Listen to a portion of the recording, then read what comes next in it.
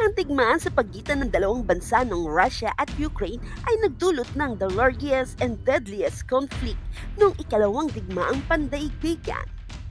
Nagdulot ito ng daan-daang libo ng mga casualties ng mga militar at libo-libong sibilang casualties ng Ukrainian.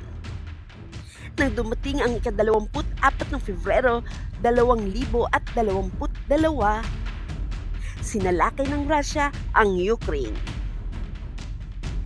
Nagsimula pa talaga ang hidwaan ng dalawang bansang ito noong taong 2014 pa. Itong taong 2024 lamang alos nasakop na ang Russia ang 20% ng Ukraine. Halos 8.2 milyon na ang mga tumakas para lamang makaiwas sa digmaan. Ito na ang pinakamalaking krisis ng mga refugees sa Europe na pinakamalala mula pa noong World War II. Ngayon, dahil sa digmaan na ito, meron isang taong naudyok na tumiwalag sa sarili niyang bansa upang magdalamhati sa inaping bansa. Paano nga ba nangyari yon? Ating tunghayan ang buhay ng isang Russian Air Force pilot na tumakas patungong Ukraine. Kilalanin natin ang misteryo ng buhay ni Maxim Kosminov. Tara, simulan na natin!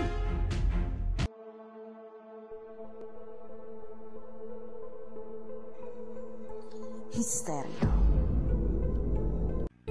Si Maxim Kosminov ay isinilang noong June 19, 1995. Nakapagtapos siya sa Sizrun Higher Military Aviation School of Pilot. Ito ay isang academy ng Russian Aerospace Forces na hawak ng Russian Armed Forces. Naglingkod siya sa Russian Armed Forces bilang isang piloto ng 390th Separate Helicopter Regiment, kung saan parte ito ng 11th Army of the Air Force and Air Defense of the Eastern Military District. Si Maxim Kosminov ay hindi kasama sa grupo ng unang pagsalakay sa Ukraine. Siya ay nakaantabay lamang sa kanilang unit sa rehiyon ng Amur sa parte ng Russian Far East. Ginugol ni Maxim ang kanyang mga araw sa pagbabasa ng mga aklat at panonood ng mga vlogs tungkol sa relasyon ng Russian at Ukraine,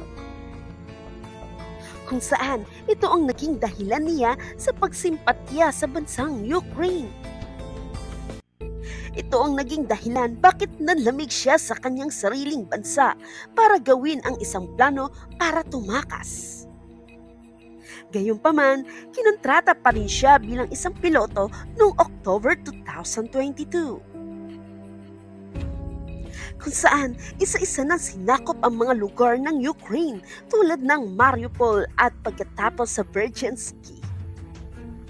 Ang gamit niyang sasakyan ay Mi-8 na isang transportation helicopter kung saan hindi siya kasama sa mga aksyon sa labanan.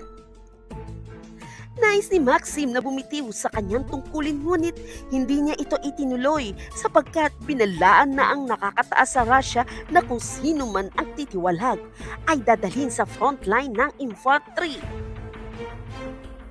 Pumasok ang taong 2023. Ito ang panahon na nakipag-ugnayan siya sa Ukrainian intelligence representative na humingi ng tulong upang makatakas patungo sa bansang Ukraine.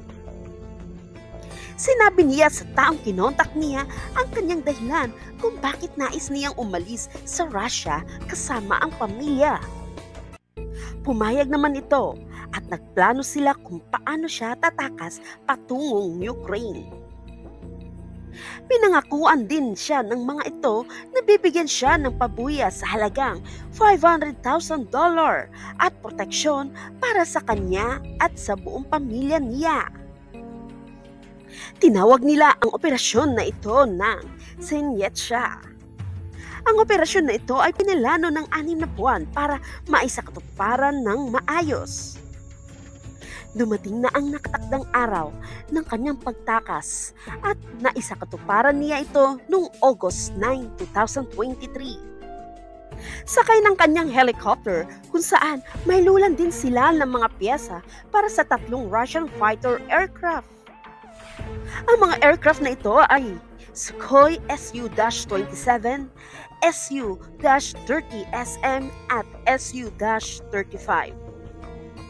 Pinalipad na niya ang helicopter sa oras ng 4:30 ng hapon na nagmula pa sa Kursk patungong Kharkiv.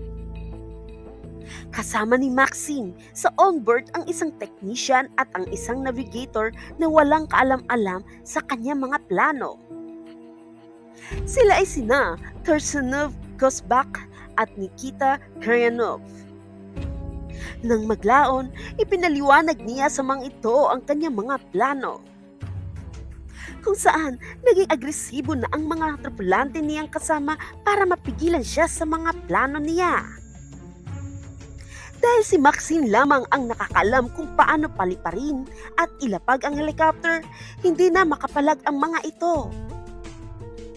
Hindi rin niya natagumpayan kumbinsihin ang mga kasama niya na sumuko sa kanya, kaya binatay niya ang mga ito.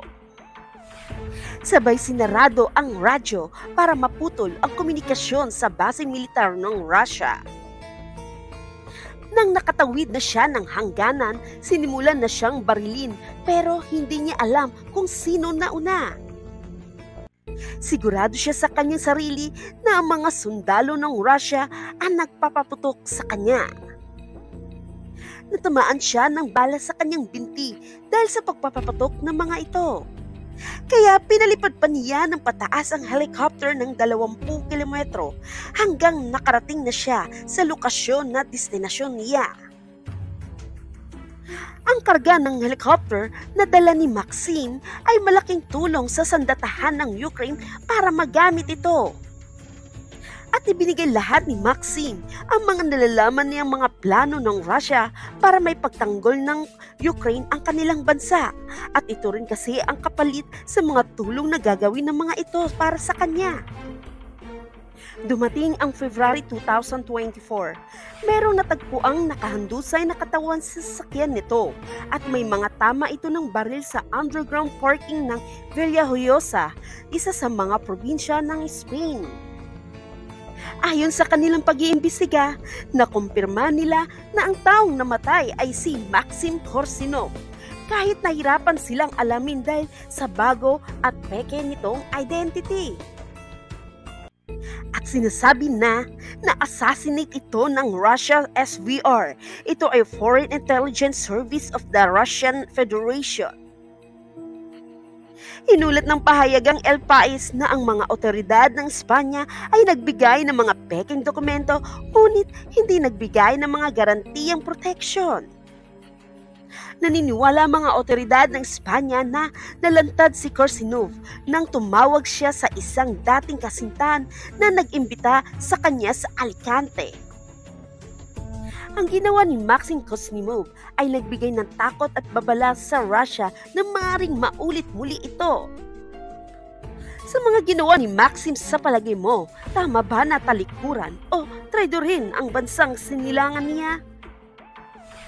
Maaari bang nagtraidor din ang Ukraine kaya nawalan siya ng proteksyon na maaaring ikinapahamak niya? Ikomento nyo lang ang inyong mga kasagutan. Kaya, kayamanan ng kaalaman, dapat natin ito iusbong sa tama at kabutihan. Anong masasabi nyo sa video natin ngayon?